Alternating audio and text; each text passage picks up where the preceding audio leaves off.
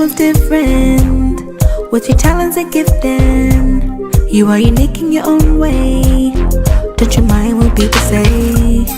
So shine your colors bright, shining brighter than ever, and live your best life and do whatever you want. Shake, shake those haters off, off. You're an eagle so soar, soar and rise above.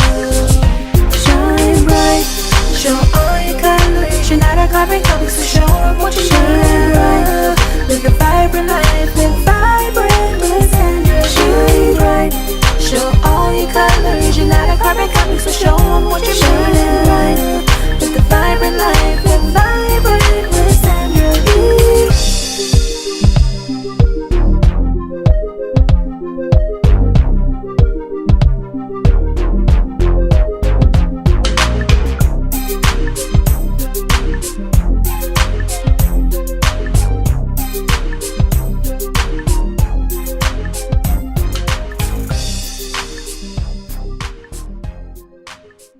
Hi, and welcome to Vibrant. I'm your host, Sandra V, and I am so jazzed to be here with you today. Man, wait until you see who our guest is. We have none other than Tonya Carmouche. Tonya is a publicist, and she's also the author of The Fat Genes Are Talking. So get ready to kick back and laugh and enjoy this interview with Tonya. Help me welcome her. So Tonya, thank you so much for coming on Vibrant. Thank you for having me. Yeah, Thank you. I'm so excited for this interview. Yeah, I'm excited. I cannot wait. So I have a group of questions for you. Ready? I'm ready. Okay. So first off, I'd like to know a little bit about your professional background. Tell us a little bit about yourself. Professional background, I kept my 8 to 5, my regular 8 to 5, which is in healthcare. Okay. And in healthcare, I'm an analyst for the hospital. Uh-huh. And then I have my own PR firm, Right. TCPR, and that's Right. how we met, Yes. through my clients, TCPR. Uh-huh. And now I'm an author. So Wow. I'm a woman of many professions. Exciting. I love it. So how did you get into becoming a publicist? How did that all begin? My high school friend, Joaquin Hawkins, he left and went to the NBA. Uh-huh. And he played for the Clippers, the Lakers for a little bit, and then he ultimately ended up with the Houston Rockets. Okay. Best game was against Michael Jordan. Oh. From there, he left and went to Australia to play professional ball, but he suffered a stroke. And when he came back, and he totally became himself again, Yes. rehabilitated, and then he started camps. So I came in when he was doing the camps. We did a camp at the Staples Center. It was a celebrity basketball game, and then a camp under Hawk Hoops.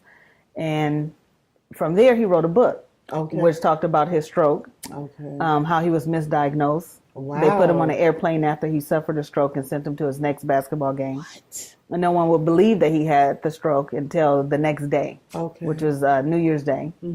And they told him he would never be the same. He would never walk again. He had to relearn his alphabets. His wife is a school teacher, so he relearned his Thank alphabets goodness for with that, his little girls, Yeah. and totally just proved every doctor wrong.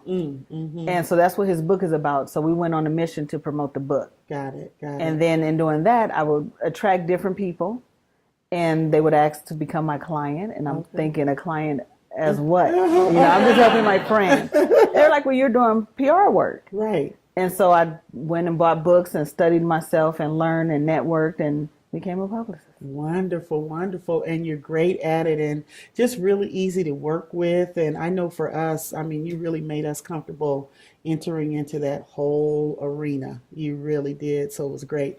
So now, is there any part of that for you that's more rewarding than other parts? I love to see people's dreams come true. I love people's stories to be told. Yes. And just to see people achieve what they've been looking for years. That's fantastic. I love that concept. Now, can you share with us who some of your clients are or have been? Yeah, of course, Ernest Thomas. You've interviewed him before. He's known from What's Happening. Yes. Everybody Hates Chris, Malcolm X, Tyrone Dubois. He's my R&B historian. He also has a segment on Cheryl Underwood's show. Yes. And then he has Timeless Tracks, which is his own show. And then Do You Know, which is his web series. Joaquin Hawkins. He's still my former NBA player who's doing a phenomenal job in Orange County with his Hawk Hoops program. Stephen Russell, he's one of the lead singers for Troop. And Troop, also Stephen Russell is my actual client, and then they're my bonus guys, so I claim Troop as well. Okay. Who else I have? I have Melvin Jackson Jr., Emmy-nominated actor, Brandon Larkins, and Allure. Allure is a fabulous singer that's coming out, so she's up and coming. Absolutely. And she's also my niece. Oh, and Tony. And Tony Grant. Tony Grant. Thank you for that. Wonderful. He'll actually be on your show upcoming. Yeah.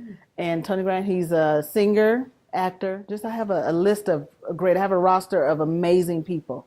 And we become like family. Yeah, I see that. I see how well you actually take care of your clients. You know, you look after them and even show up for interviews with them and things like that. So you really do care for them. And I can see it in your interaction. Yeah. So now you mentioned Troop. So is that the R&B group that you also worked with? Yeah, that's the Platinum Recording R&B group.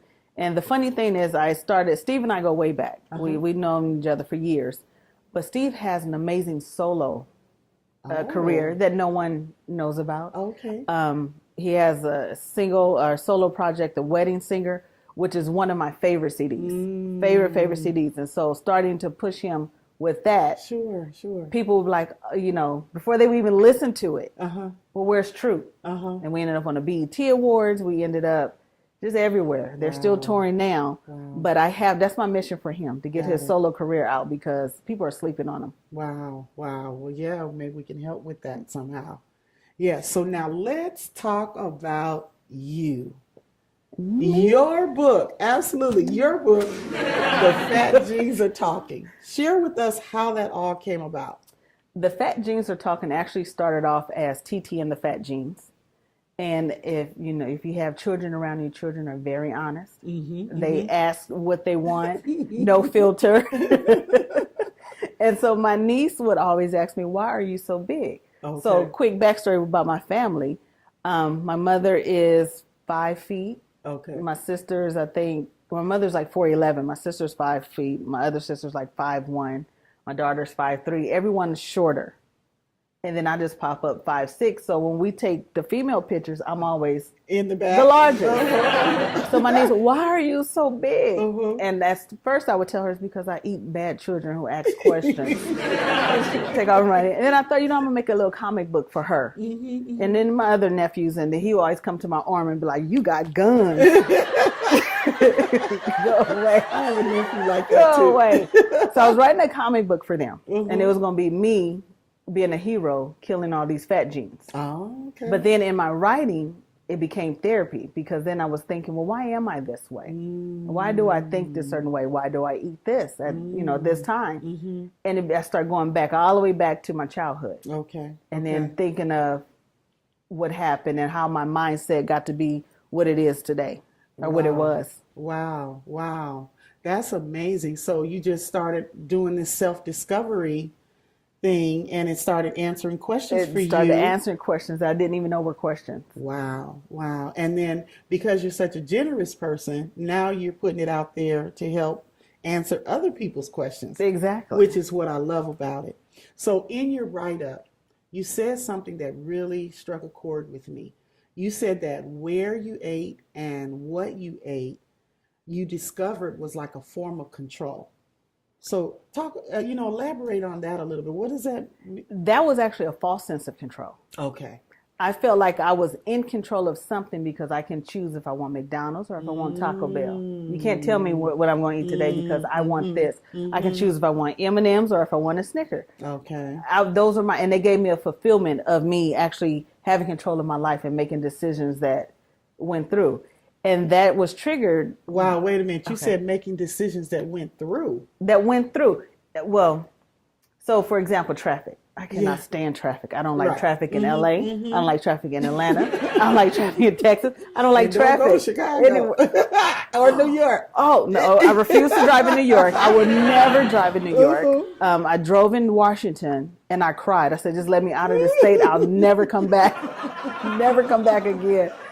And I just don't like driving. Uh-huh. But to calm me down, for me to have control over the traffic and to get from point A to point B, I had to have a Monster. Got it. Whether if I needed energy or not, I needed an energy drink. Whether it was a Red Bull, a Monster, a Rockstar, I needed that. Okay. And that's what got me through traffic. So the decision was to get through traffic, but having an energy drink, I had the control to choose that, which had absolutely nothing to do with traffic. Nothing to do with it. You also mentioned weight loss shenanigans. My shenanigans, and these are real stories. Okay. These are things that really happen. When I would make the decision to, you know what, I'm going to go ahead and get in shape and lose weight, I literally drove past a new gym. It was Fitness 19. It opened brand new. No one was there. And I remember thinking, they're going to go out of business because no one is ever here. And I went and I joined, maybe like 6 months later. I joined. And the very day I went, it was packed. There was nowhere to park. So in my head, I was like, these fat jeans went and told everybody, she coming, y'all. Let's discourage her from being here. And they packed it out. I went walking. I don't like bugs. At all, any kind of bugs. I went walking on a track at one of the high schools, Gar High School. And as I'm walking, I heard this buzzing. Zzz, and it was a man cutting the grass. And I'm thinking, why is he cutting grass on Sunday? There's like a city ordinance where you can't do these things on a Sunday. And he just, I'm like, his lawnmower is so loud. I get halfway around the track and look down. It's one of those big beetles that just sat on my shoulder, flapping his wings. I went crazy. I was throwing my arms up, ran through the soccer game. And everybody looking at me like, what is wrong with her? And I'll never come to this track again. So those are certain things, shenanigans. I went walking. I said, I'm going to eat fresh and go to Subway on my lunch break. I'm walking and literally tripped over thin air. I tripped and fell and bust my face. I had hematomas. Oh no! The next day I was doing a PSA for domestic violence, and I called and I said, I can't come do this. My lip is. I look like I'm a victim of domestic violence. You look like the poster child. And they said, well, what happened? I said, the ground beat me up. My friends were like, let's go back. If it's a crack in the sidewalk, we're going to sue the city. We're going to do all this stuff. I go back. There's nothing on the ground. My shoes were tied. I tripped. So it's like, oh, you're going to walk to get in shape? You're going to Subway? Push her down. Oh, I get it now. Hi, it's Coach Sandra V, and I am so excited to be making this connection with you today. Listen, life coaching is something that takes the different elements of your life, the things that you love and are passionate about, and we incorporate them into a plan to develop a career that you love. Imagine getting paid every day to do something that you enjoy doing. That's not work at all, and I can show you how. Give me a call and let's get coaching.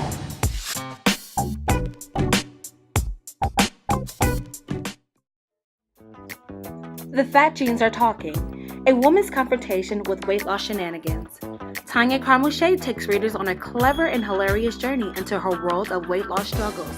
She openly addresses her everyday obstacles that readers will relate with and ultimately travel with her to reach their road of success.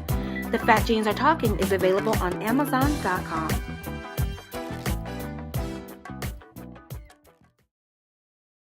Hello, my name is Damon Jones, real estate broker and owner of Purpose Real Estate Company, your commercial and residential real estate specialist. We're also certified with the National Commercial Real Estate Association. Please give us the opportunity to earn your trust when you're ready to purchase, sell, or invest in commercial or residential real estate.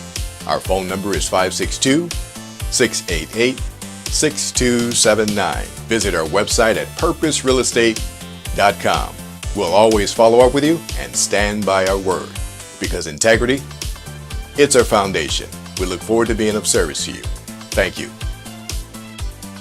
We have used Damon on real estate transactions for the past 20 years, and without a doubt, he is the best in the business.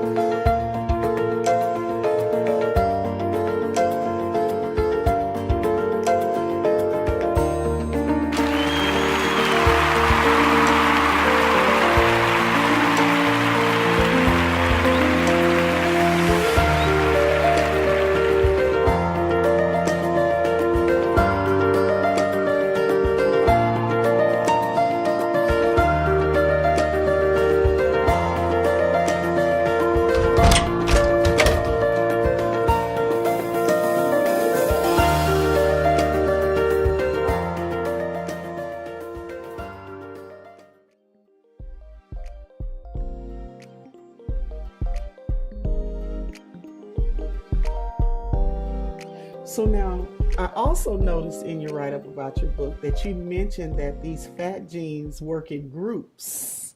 So now, tell us about that. How does that work? The groups when I start paying attention to myself, I noticed that certain times or certain events that would happen, there would be certain cravings that would come about. Oh. That gave me, again, that false sense of control that is me handling the situation. So I'm at work with my supervisor would just give me a ton of work that has nothing to do with my role. M&Ms helped me get through that. So there was a group that craved M&Ms. Okay. Again, traffic. That's the group that craved energy drinks. Got it. Late at night when I felt bored, that's the group the salt group came in. Needed salt. Okay. So what's that, chips, like popcorn, chips? Popcorn. I would take salt and just eat it. It felt good. And that had me hyped. Okay, I'm going to bed and have a good dream.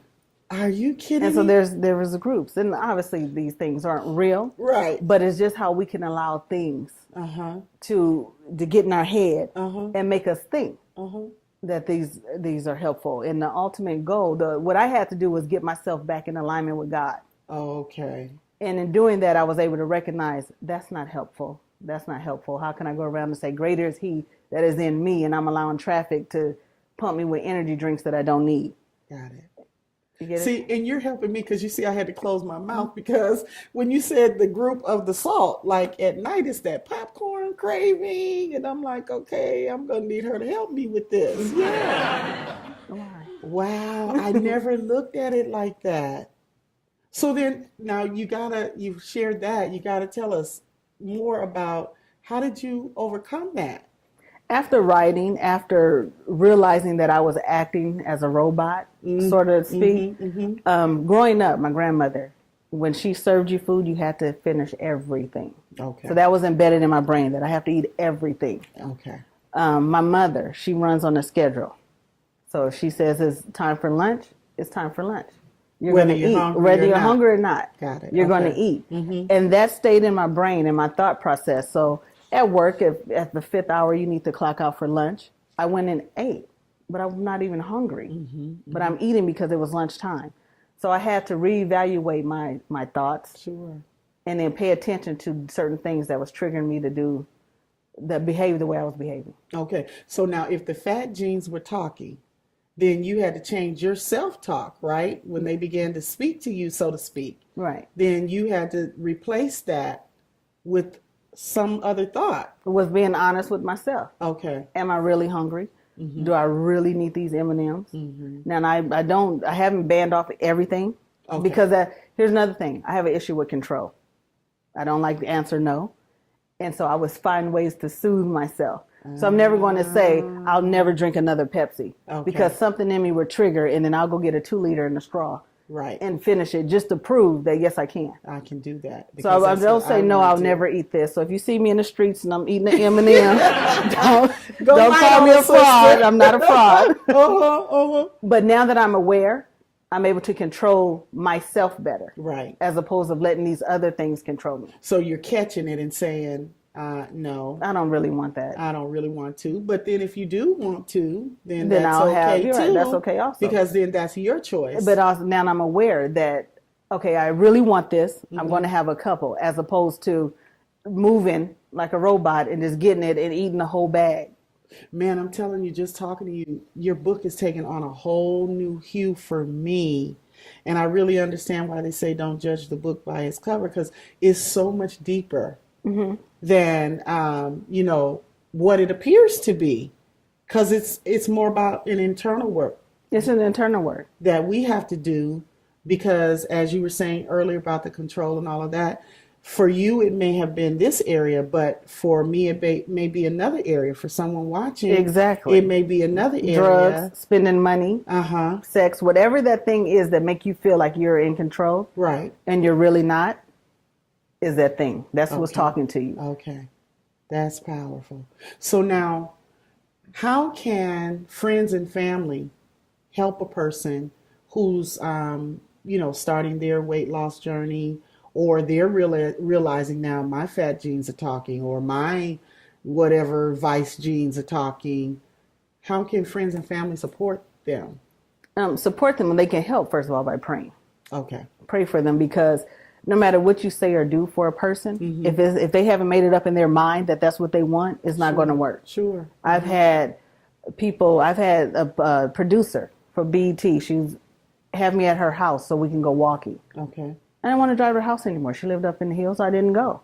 So I can't say I didn't have support or people egging me on. It's not what people can do, because, again, control. I'm going to do what I want to do. People do what they want to do. So I say definitely pray for them, and then live as an example. Okay. So if you want to see me healthier, don't invite me out to dinner and drinks and a movie all the time. Okay. Hey, let's go for a walk. Sure. I want to hang out with you. Let's go do this. Let's do something active.